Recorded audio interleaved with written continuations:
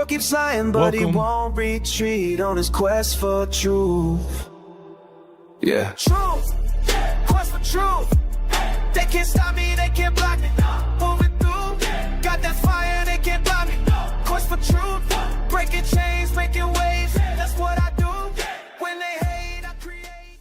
For joining me tonight. Tonight we're going to be talking about some interesting stuff that has prophetic implications, and a lot of people may not totally understand what I'm talking about here tonight, but we're talking about a prophecy that talks about angels being chained in the Euphrates. And tonight we have a person telling their testimony of what they say that they saw in the Euphrates. And so this is going to be something fun to talk about. On top of, I'm going to be showing you guys some really cool information that you can screenshot, check out for yourself, because I explained some of this stuff before, but there's one particular aspect that we're going to be talking about tonight that I didn't explain very well at all. I went back and listened, and I'd be surprised if anybody understood at all what I was trying to say. So tonight, hopefully, I'll be able to do a better job. And guys, later on after this broadcast, after we get done talking about some of these things, I'll probably take a few questions. So if you put your questions in all caps, I will try to see them. The chat's moving pretty fast tonight. But if you do a super chat, I'll make sure to jot down your question and answer that guaranteed. So guys, let's dig into this. First, we're going to be watching this testimony of this gentleman about what he experienced in the Euphrates River, at least what he says he experienced in the Euphrates River. And then I have a lot to show you after this. You're patrolling on the Euphrates River, and we're in these boats, and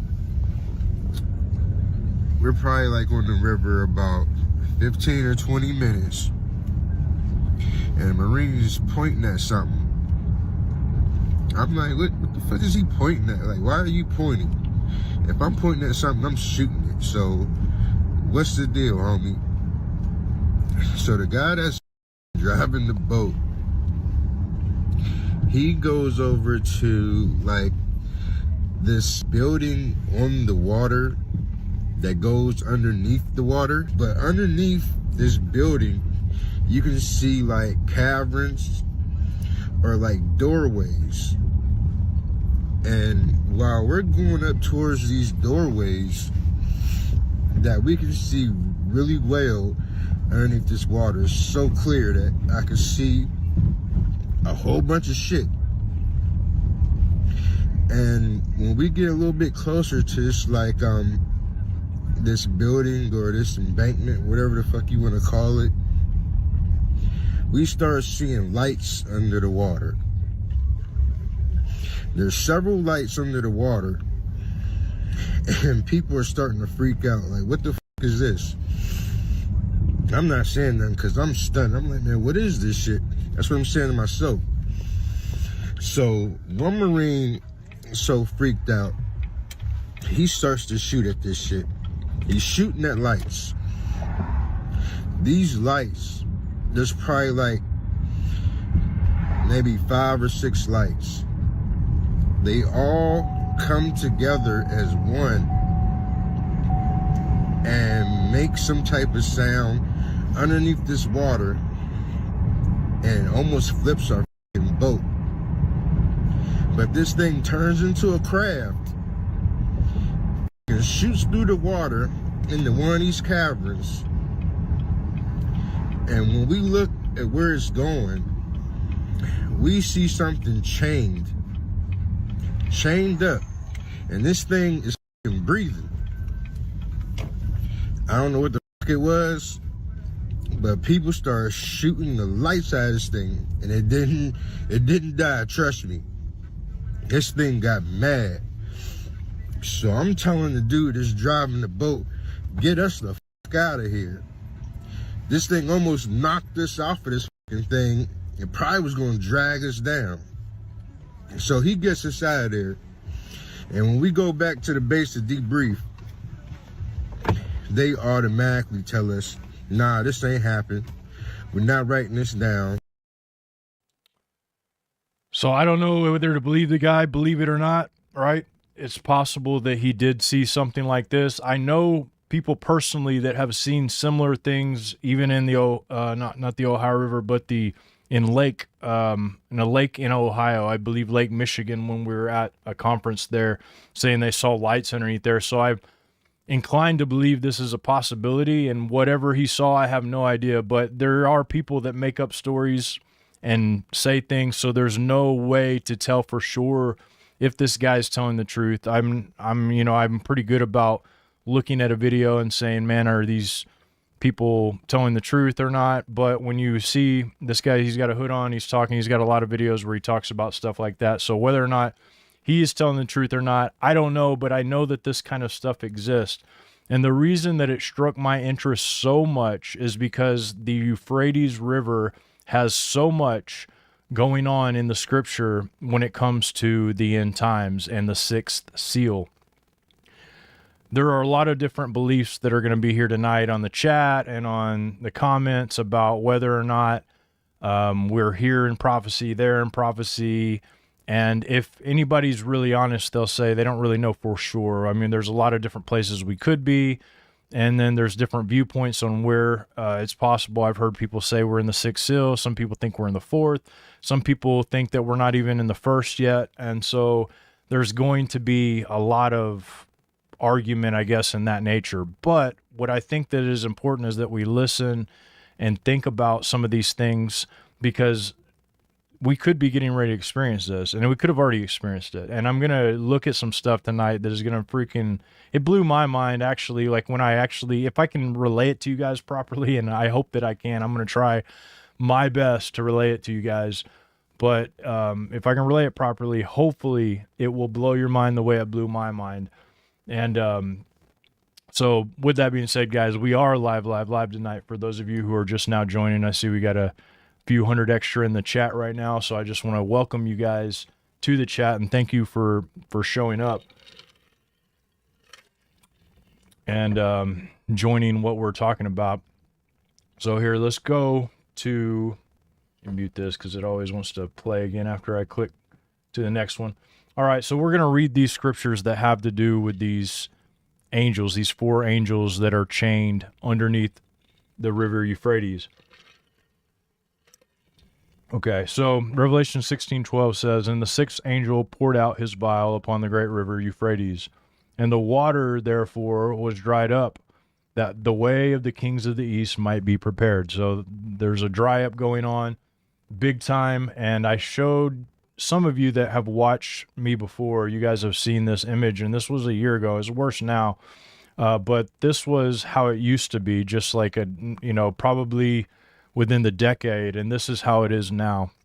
Now, I'm not claiming there's some supernatural reason for these waterways to be shrinking down, but you and I both know, no matter if it's physical, supernatural, paranormal, the things that happen don't happen by coincidence. So it really doesn't matter whether or not there's somebody actually trying to make it happen, or it's just a supernatural, wow, amazing, the river's drying up, we don't know where it came from. None of that really matters so much as the fact that it's happening. And one of the reasons that a lot of people, we know that it's happening is because there is let me go to this real quick. In the Ataturk Dam here, they are been damming it off, and has gotten dangerously low levels there in Turkey. And in Turkey, it's interesting because this is a political game, but it's also a strategic game.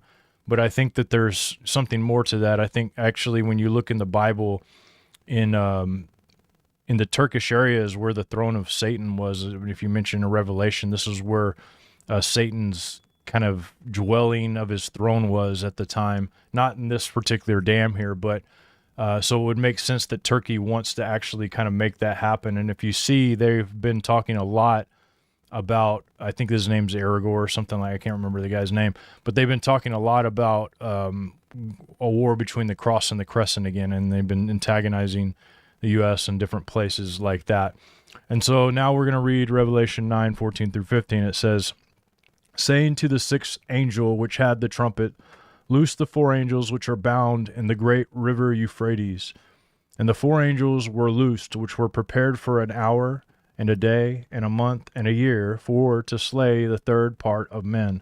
So they're loosed, and they were prepared. It doesn't say they're going to be prepared when they get out, but they were prepared. Those time frames in the biblical timeline are hard to pin down because, if you do it prophetically significant, if it's a real, like, actual 1 year, 1 day, 1 month, or if, 1 year is 7 years in some parts of scripture, or 10 years or 1,000 years. And it's hard to really say exactly what that part of it means. But for what we're going to be talking about tonight, that's not really what's important on all of this, but the idea that there are angels chained here, and we're going to explore that. Who are these angels that are chained there? Why are they chained there? And all of that tonight too. But this place in the world, you got to remember, this is like the Iraq, Mesopotamia area. This is where the civilizations of the world post-flood, where they thrive. This is where the center of the world was. This was the ruling kingdom that came out post-flood, and it didn't take long for that to happen, but they're just 3 generations, and then Babylon was built up with Nimrod. You had other places like Egypt being built. You had a lot of stuff going on, but this is actually right out there close to where probably Babylon and stuff was. It's not right near it, but it's out there in that same area where these angels would have been operating, most likely pre-flood as well. I think there's a lot of significance to territories, and I think that's why a lot of buildings are built on ancient burial sites, like the Vatican's built on the City of the Dead. Many churches are built on old tombs or old mounds or old ancient sites. I mean, a lot of houses, they'll do that just for whatever reason. I know I have my theories on why they do it, but this is a common thing. But so out there right now, though, there's these angels that are chained, and they're out there somewhere. I'm sure that if somebody knew where they were, they would let them loose, or maybe they're already let loose. We're going to look at it and just see, like, what is the possibility here, because there's a lot of things that have happened, as many of you guys can agree with this, whether or not you're on board with what time period we're in or not. There's a lot of things that have changed over the years. I mean, we're talking about massive cover-ups of whole civilizations. We're talking about a rewriting of history, burning of the world's biggest library, the Library of Alexandria. So there's a lot that we don't really understand 100%. So we can't really pin down all of the prophetic implications of Revelation, because there could have been major things that happen before we're aware. And it's obvious, I think, if you look at the world, you'll see that it's very possible that a lot of things happen that we're not aware of. When you see Roman architecture all over the world, but there's no, like, real history written about that being possible, that is very strange. Even in America, you find interesting relics of this, and all over the world, making you think it may have been a dominant worldwide network. And so this is the Aragon of Turkey, and I was going to play this video for you of him talking about the cross and the crescent. But you guys get the idea that they're wanting war. I mean, if you guys know what's going on, I don't think there's too many people out here that could look at the situation of the world and say, I think everything's great. Like, I think that these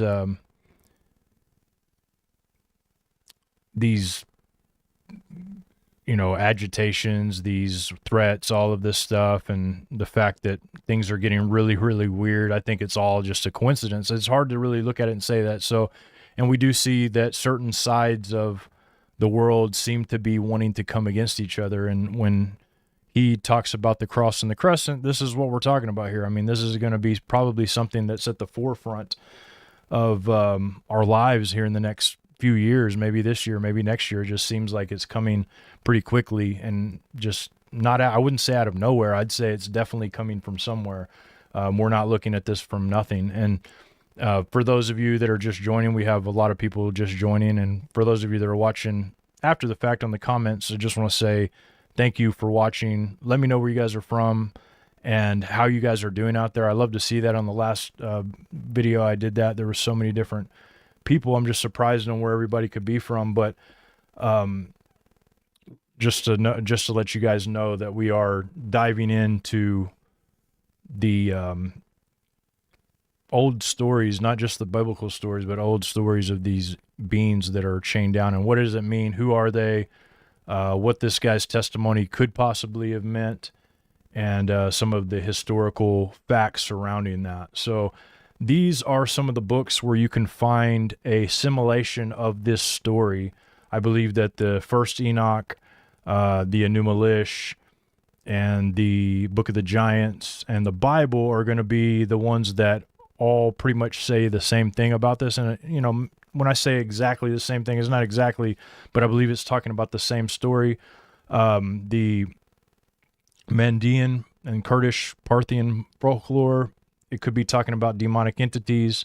And the Yatuka Limnuta talks about entities, which could be demons buried into the mountains and stuff around there. These are all like Babylonian, buried in those areas in Iraq and where Iraq is now, and where the Mesopotamian River and stuff is. So these are all stories that are very, I would say, pretty similar in nature, very, very similar. But I do think that the Book of Enoch probably gets the gold on this one, because it has very much details about this stuff, and it ties in very, very well with the Bible, which is pretty cool. So according to the Book of Enoch, we're going to talk a little bit. I do want to pause for just a second before I go to this next part, because the Book of Enoch is something I've been very passionate about for a very, very long time. I would say for, you know, more than a decade, you know, probably like 15 years, 14 to 15 years. I've been really passionate about the Book of Enoch for a couple reasons, because the first time I read it, it really changed the way I saw the world. It made me see the world, I think, for what it is. It would kind of red-pilled me, if you will. I had read the Bible, but this was like more like, okay, I get it now. Like, I totally understand why there's some unquenchable questions that I have about how people are the way they are, why the world's ruled the way it is, why everything is going on. It totally makes sense. And so actually me and David Carrico, we hosted the Midnight Ride together. We've been going through the Book of Enoch, and we're getting through it. We're almost through it. So we're going through it chapter by chapter, line by line, going through it, just checking it out, seeing where it lines up with the scripture and looking through it. And so we're going to be looking at Enoch, because I think that this gives us an interesting story, a better story, and a really accurate story about who these entities are that are actually chained in this area, and how long they might be there, and how long, and when this time comes up, or if they've already come out. This is we're going to do a little bit of math here, not much, I promise. I'm going to make it confusing. Last time I discussed this topic, I made it very, very confusing for people. And so anyways, we will get started. More people are coming in, so we'll give it a second. I'm going to take a drink of this. If you guys need a cup of coffee or anything along those lines, go get it. I'll actually take an opportunity here to shout out the sponsor for tonight's broadcast, which is Nano Extreme Pain Cream. And I use this stuff, I would say, every few days, because I do jiu-jitsu. I like to bowl. I haven't bowled in a while, but I like to do other things. I'm on the computer a lot, and I have carpal tunnel on my wrist, and it really sucks. If you've ever had carpal tunnel, you'll know that it just is horrible. It makes you lose sleep, and you can't hardly grip things. It sucks so bad. And this goes through 7 layers of your skin. It uses nanotechnology, and I'm not talking about robots, but it takes the molecules of this cream and just makes them nano size. Nano is a size of the molecule, very, very tiny. And so if your skin's got holes in it, it looks like a cheesecloth when you go into the microscope.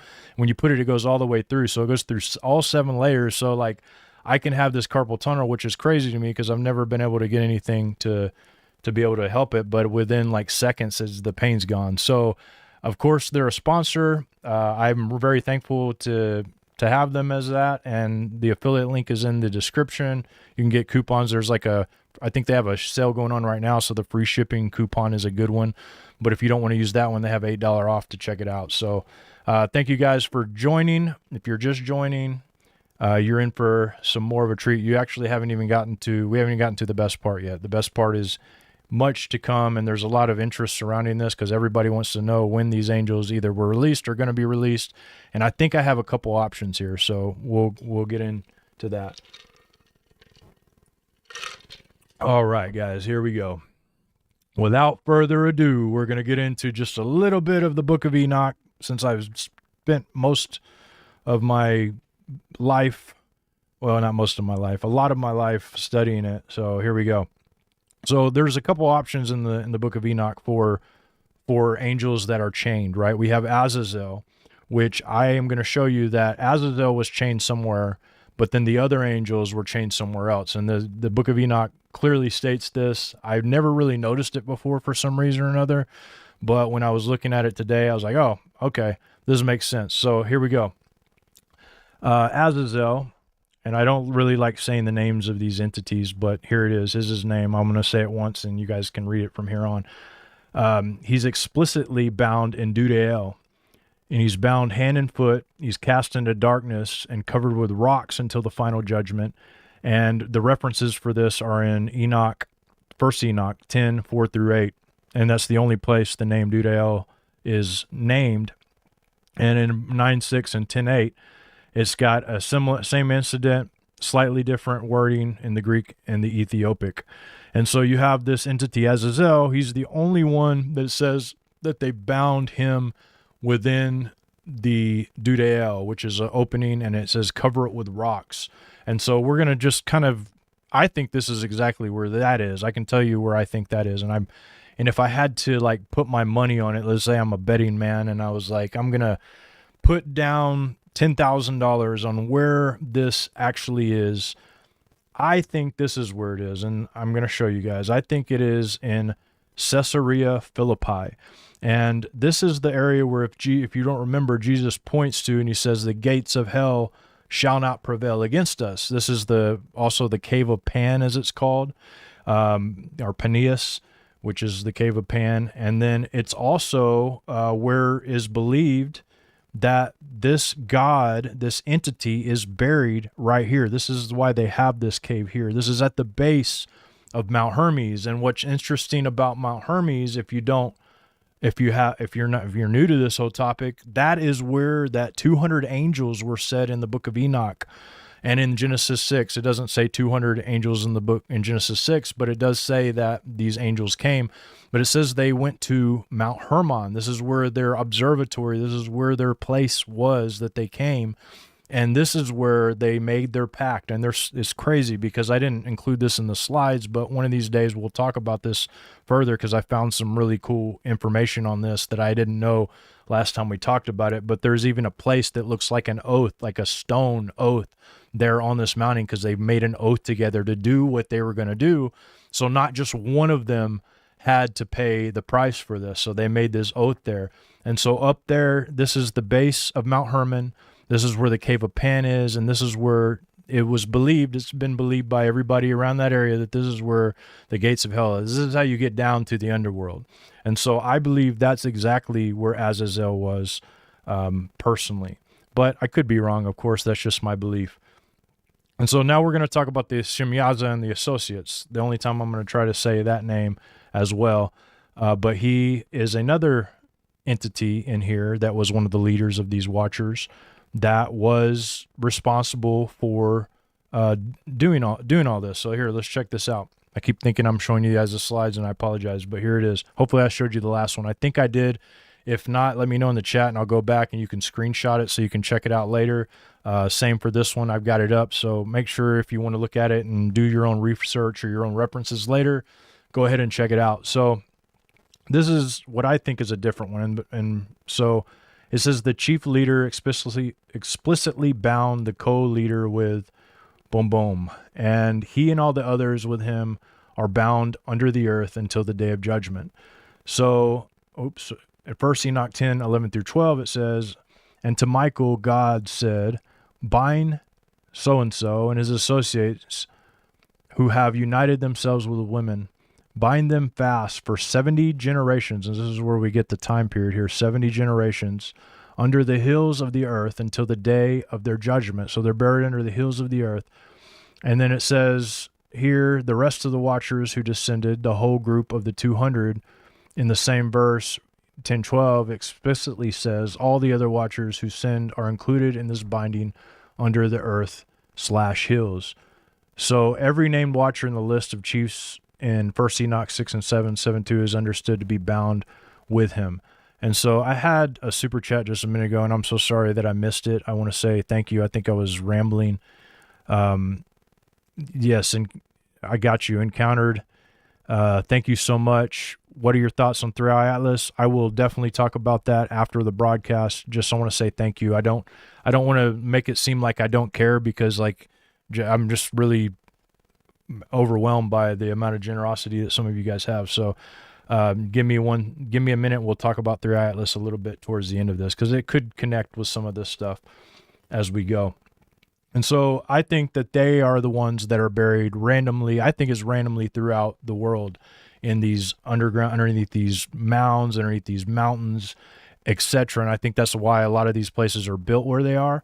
I think that's why you have crazy encounters in some areas. I'm talking about like Skinwalker Ranch, anybody, like crazy stuff like this. In some spots, you have this weird anomalies that just can't really be explained by can't be explained by me, that's for sure, but it can't, probably most scientists would say they can't explain it either. People that have investigated Skinwalker Ranch for decades still don't really understand what's going on. But I think there's something to these four, and I think that they have been prepared. It says they've been prepared. So they are something to do with war. They're getting ready to have like a 200 million person army. They're preparing. It says that they're going to go to the east, and they're going to, so they're going to prepare the way for the kings of the east. And so the book of Enoch actually kind of talks a little bit about that as well. I'm going to read both of these.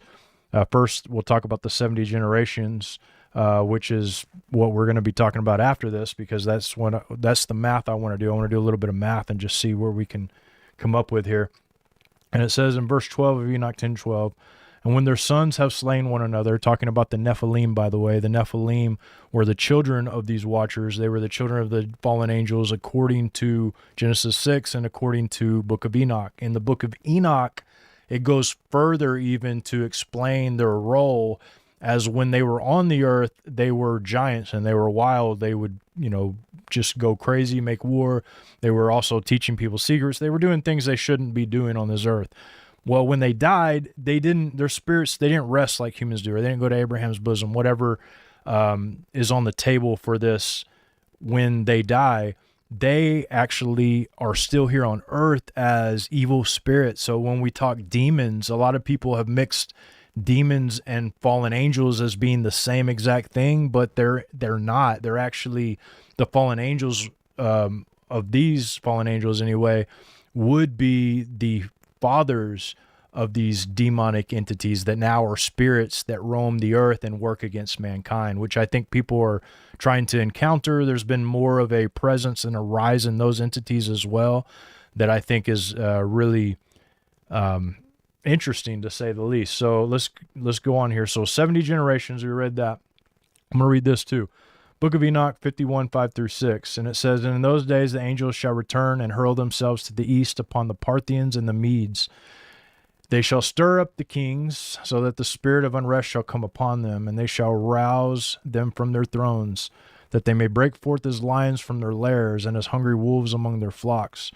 And they shall go up and tread under foot the land of his elect ones, and the land of his elect ones shall be before them a threshing floor and a highway.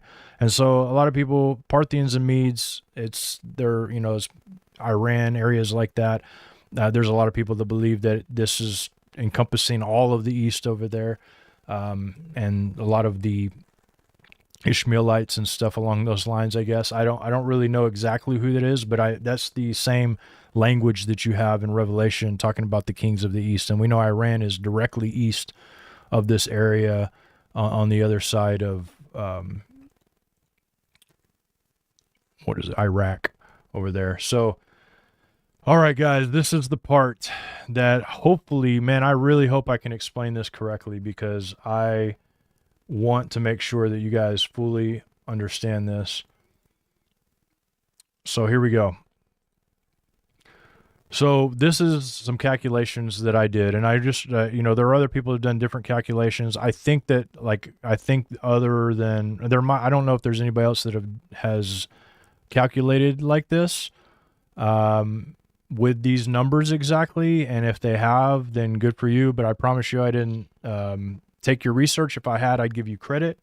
But what I can say is that these are the numbers that I came up with. It says, using the Bible, well-documented historical events, and some math, we find that the flood began approximately 4,359 years ago in the year 1656 AM or 2348 BC. And so what AM is this is like the number of years that have accumulated, whereas BC, it counts up to a certain, and it starts over at AD, and it's like it kind of starts high and then goes lower than high. This is the actual amount of years that have accumulated. So since the year zero, where mankind was created, we have 1,656 years after that, using the genealogies in the book of Genesis. This is not just haphazard math. Using the genealogies, looking at the time periods, it looks like about 1656 is when the flood approximately began. And God pronounced the end of man, or I'm sorry, I wrote this wrong. Let me say this again. Forget what you just read there. Is not when the flood began, it's when the flood was pronounced. Okay, the flood was pronounced in 1656 AM. Forgive me. Okay, there we go. That's why it didn't make sense last time, because I read it and didn't even see what it said there. So forgive me. I wrote this down in my notes wrong. The flood was pronounced. Judgment was pronounced on them. And he says it'll be 120 years. A lot of people, I believe, they misinterpret what that means and saying that means they're only going to live to be 120. Well, there's humans that have lived longer than that. There's people lived a lot longer than that after the flood. But the flood did happen 120 years after it was pronounced. So that's what I think that 120 years means. I think that to me, it's pretty clear. But like I said, it's my opinion, but I would say most scholars probably agree with me on that one. And, so if you add 120 years to 1656, you get 1776. What? 1776. That is the year that you get doing this math. And I'm telling you, I did this math. I did the best I could on this math. I did it several different ways, tried to figure it out. 1776 AM, which means that 1776 years from the time of the first man's walk on the earth all the way to the flood was 1776 years. So keep that in mind. So there you go. And now we're going to talk about generations. Now, I'm not saying that they were released in 1776, but they might have been. They may have very well been released in 1776. But if that's the case, then that means there's other angels that have come and blown trumpets. There's other vials that have been opened that we don't know a lot about. We don't know if that happened or not. There's different beliefs on that. Like a lot of people believe Revelation kind of happens in segments over time, and then finally at the last time period, which is the seventh angel, so it kind of goes 7 periods of time. This is when the final kind of thing happens, and then you have the 6th that might have happened at a certain time. And so all I'm saying is doing math. This is 1776 from the flood, but it's a weird coincidence to me that I don't know why I didn't put that in here. Here we go. It's a weird coincidence to me that 1776 is the year that the Bavarian Illuminati, and this is another 1776, but remember, everything is done symbolically. And everything, not only symbolically, but it has significance. The numbers have significance. So why 1776? The year the Bavarian Illuminati was formed, the year that the United States officially began of the nation with the Declaration of Independence. Why was all of that? If that was 1776 when the flood occurred, then it would seem like, wow, this might be a revenge thing. 1776. You also have some other very interesting things that happen in 1776. We have the founding of the country, but if you look at it didn't happen in 1776, but look at this picture of Lucifer here. This is a painting. I saw a painting of Lucifer and a couple of very important people standing in front of it. And then this is the statue that France has given us in 1875. Everybody knows France has got some real occult ties in here.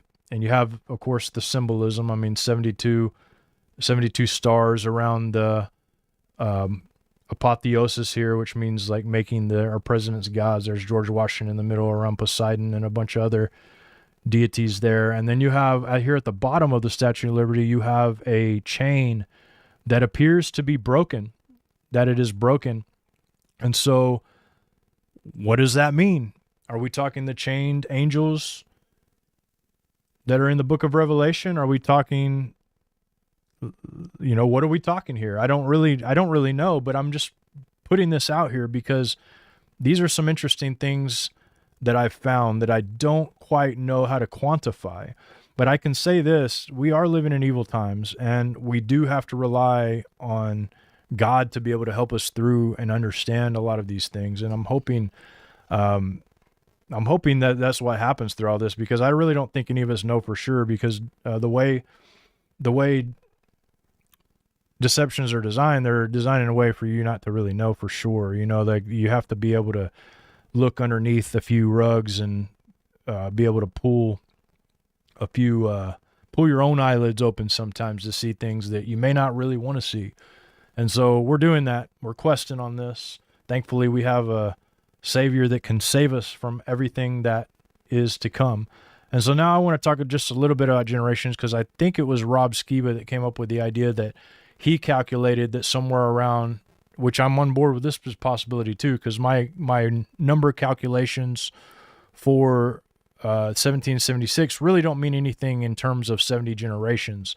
But I do think that the idea that 1776 was a year that they chose to do all this, I don't think that's a coincidence. I don't think it's a coincidence. My math came to that number several times. I'm no genius by any means, but guys, do the math yourselves. Look at it yourselves and really just kind of go through there and see what you think about it. Because man, I'm like, it blew my mind. That's all I'm gonna say. Like it's possible. But Rob Skiba came up with this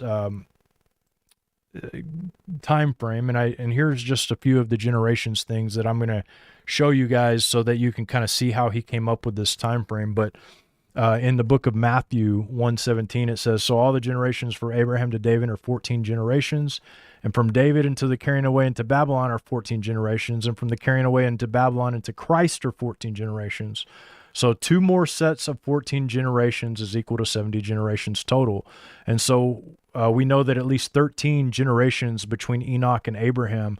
And this means that after Jesus, there may have only been 14 or 15 generations left before the release of the Watchers. And so doing the math, Rob Skiba came up to a time period around the early 1900s, somewhere in that time frame, which would actually make sense, because if that's the case, then that means that's why we're seeing all the uptick in these UFOs. That's why we're seeing an uptick in technology. I mean, if you really look at what we've gone through over a period of time, at least this is what we're told to believe.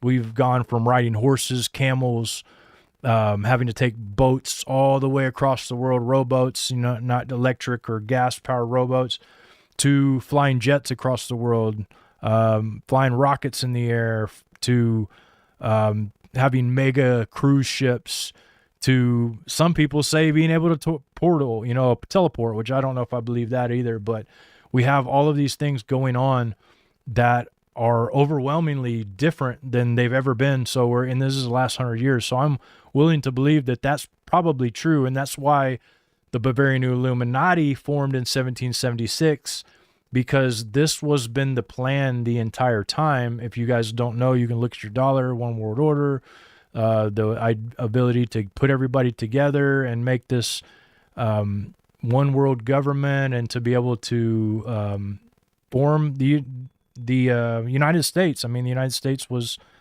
the birth child of all of this. It's interesting when you think about it. In 1776, why that year?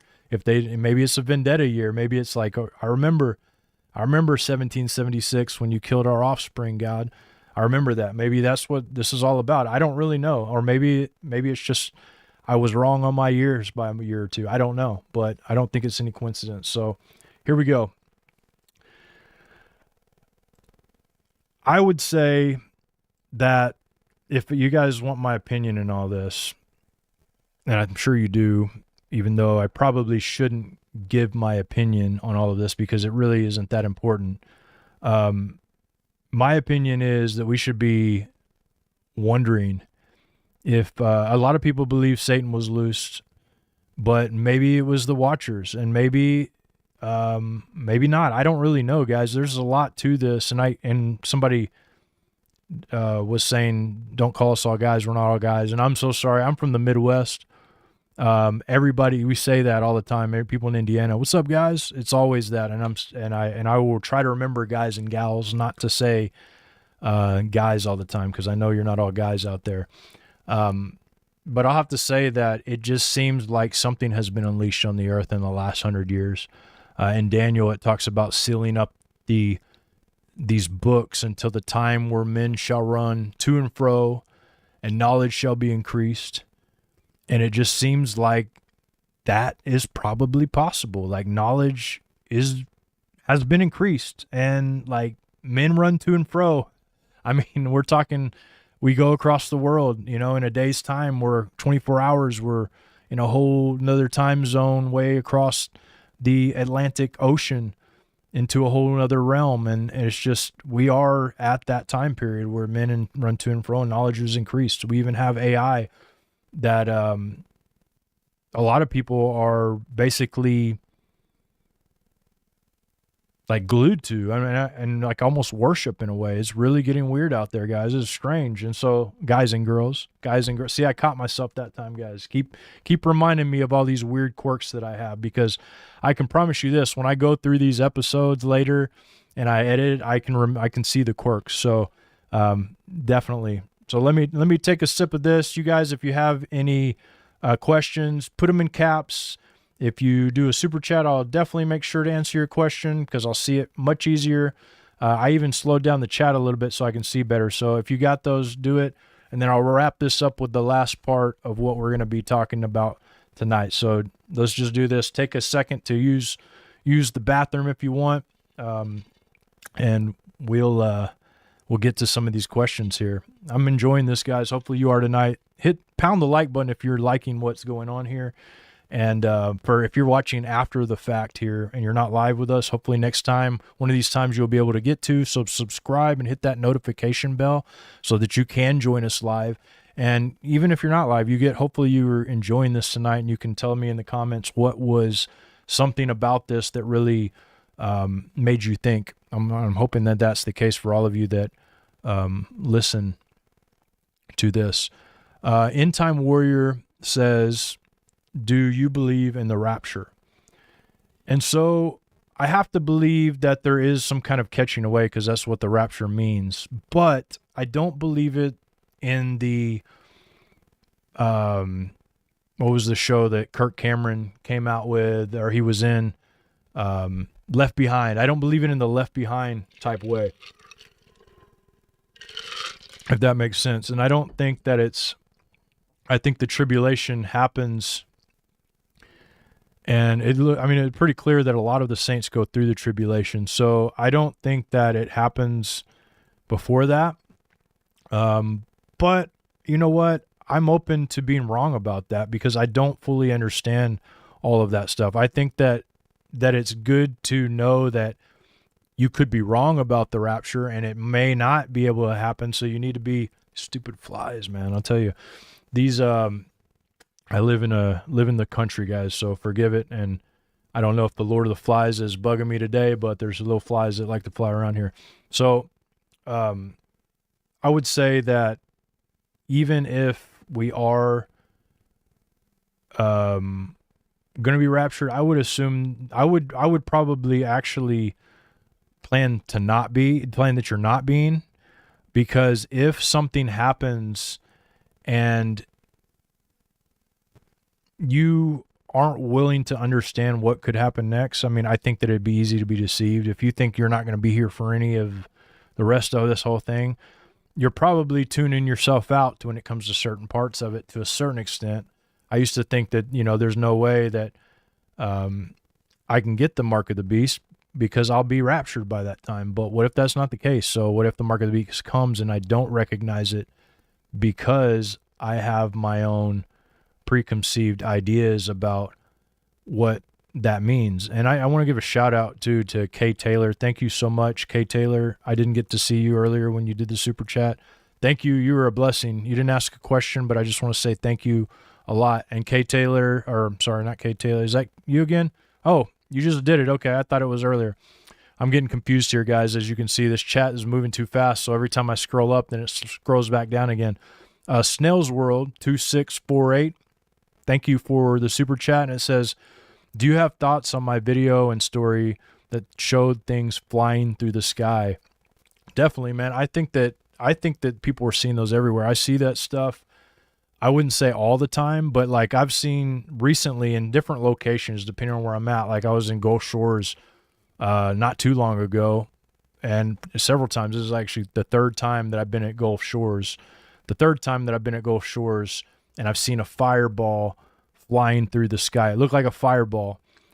And I don't know what to make of that. But what you're seeing in the air is very unique, very interesting. And it does line up with a lot of the stuff they're seeing at Skinwalker. It lines up with things that people are recording in the sky every single day. It's amazing. I don't know what they are. There's no way to really know for sure what that could possibly be, other than if it came and told you, I guess. But I would say that some of it could be technology, because we've reverse engineered a lot of the fallen's technology. They taught us a lot of their technology, and if there's some of them are released again, then my goodness, we definitely have their technology. I would imagine that for those that they allow to use it. All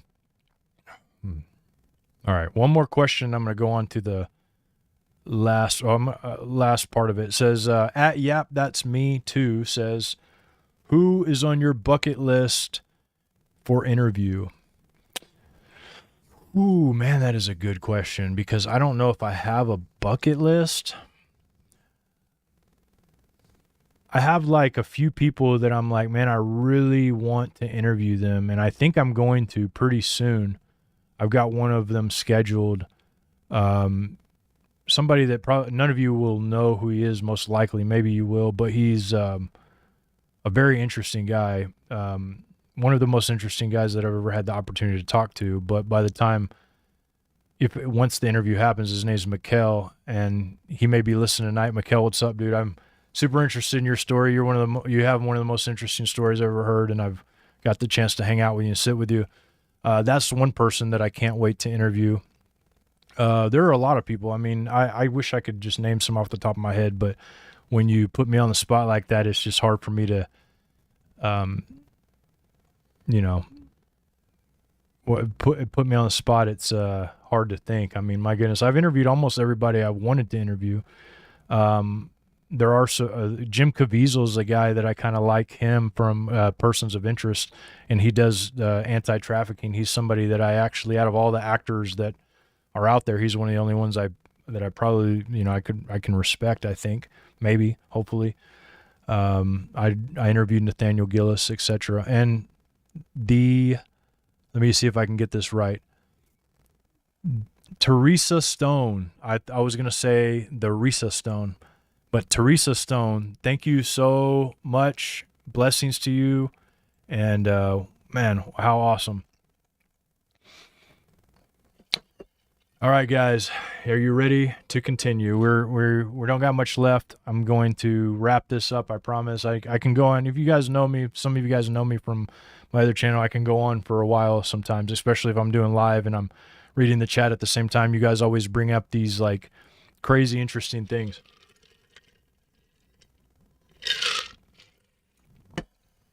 Okay, guys. So I just want to talk a little bit about what happens after all of this happens. So we have this the entities that are released, they make war, they go and gather their armies, and I think that's been happening right now. I think that if we go by the idea that this already happened, and it happened early 1900s or 1776 for that matter, and it's been happening, then I think they've been gathering their armies. I think we see that like lots of weapons have been prepared, devices. There's another part of Enoch where it talks about these angels sitting and preparing devices, the word devices, for the end times to use against the kings of the world and to use against the people. They're going to use them against the kings of the world. So like AI is should be a little even more scary to the elites than what they think it is. But they're preparing these instruments, whatever they are, to do this. And then we have a bunch of stuff that happens. 1/3 of mankind is killed, which, if you look at over time, this is probably possible. I mean, there was a time when the population was very low, and then the Industrial Revolution shot up to nearly 7 billion people, or several billion people, from less than a billion to several billion in just a couple years' time, which is pretty outrageous. Don't know what to make of that either. A lot of interesting things that could be said about that. But you have the seventh trumpet, and the seventh trumpet is when all the beast kingdom comes. This is when you have the beast, the 7 heads of the beast, which this is, so when you read that about the beast, you have to read the beast as these definitely are kingdoms that some of them have happened over time, because they all tie into Daniel and they make sense through that. So when you get to the final trumpet, then you have the talk about the kingdom. So the timeline's a little bit like different, but I do believe that there's a possibility that we are going to have to experience the final beast. I think, I know that this is my opinion. I just want to tell you guys, this is 100% my opinion. I don't want you to take this and be like, this is for sure the truth. But I believe in the Bible, there are 2 beasts mentioned. There's the beast that comes out of the water, and then there's the beast that comes out of the earth. And in my mind, my little pea-brain mind, I believe that those happen at different time periods. A lot of people would disagree. Some people believe one happens and then it happens right after that. But I don't believe that. Personally, I believe that the first beast kingdom has already come here, the water beast, the beast that came out of the water. I believe he's came here, he enacted his laws, he did all the things, the mark of the beast and everything. I mean, you go back and look at, Nero and people like that. They've done some pretty horrifying crap, beheaded people for not using it. And then you have kind of a world system there that, a lot of the stuff that you read about can be qualified. A lot of saints died, and a lot of them are up and probably under the altar right now crying for God to help them. So you had a lot of stuff go on that is relatable. But then you have the final beast, which I call the final beast, which is the final beast, that comes up out of the earth. And then you have this false prophet, which a lot of people believe is the Antichrist, who builds an idol, or everybody builds the idol. They tell him to build this image, and the image is given the power to speak. I mean, my goodness, I don't know, guys. Does that ring any bells at all? Ding, ding, ding, ding. To me, it does over and over again. And I mean, I can't ignore them, but you have that. And then it enacts all of the same things as the first beast. So like all the things that the first beast did, whether you believe it happens right before it or it already happened, which I believe some of like the first beast already happened, I think that the second beast, it resurrects all the same laws that the first beast law and everything. So I think that is where the 7th trumpet lies, and you have this beast that is unleashed for the final time, and then defeated, vanquished by our king. At least hopefully he's your king. He's my king. And we all get to live in this new world that's going to be sick. That's where I see the end times coming. So say, thank God that, right? Like that's where my hope's at, is where my faith's at. Because if I didn't really have hope that something like that would happen, it would be really hard, because there's a lot of evil people that seem to get away with everything out there, and there's just some things that you can't stop, and we as humans, we can't put an end to every horrible thing that there is out there. So guys, I just want to say thank you so much for listening. Please pound the like button, please hit the subscribe, and if this is interesting to you or you think somebody could benefit by hearing this, please hit the share button, and I will see you guys next time on Pounder's Quest. Thank you. The world keeps lying, but he won't retreat on his quest for truth. Yeah. Truth, quest for truth. They can't stop me, they can't block me. Moving through, got that fire, they can't block me. Quest for truth, breaking chains, making waves.